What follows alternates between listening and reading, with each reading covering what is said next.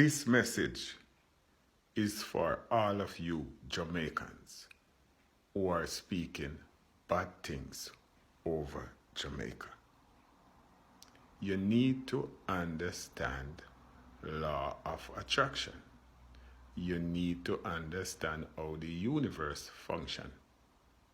You need to understand the power of the words that you spit out of your mouth.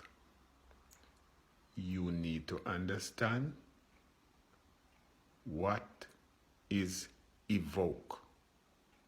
Evoke is that everything is out there in the universe, good and bad, positive and negative. So whatever you speak out of your mouth, you evoke that, and the universe spit it out and bring it to reality. Manifestation. That manifests.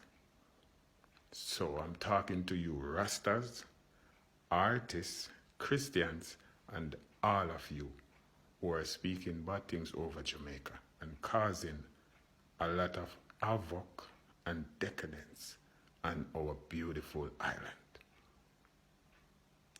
You need to stop it right now. A lot of you pastors, you go in the church on Sundays and you're calling down judgment. And when the judgment start to happen in Jamaica, you said it's God doing it. It's not God.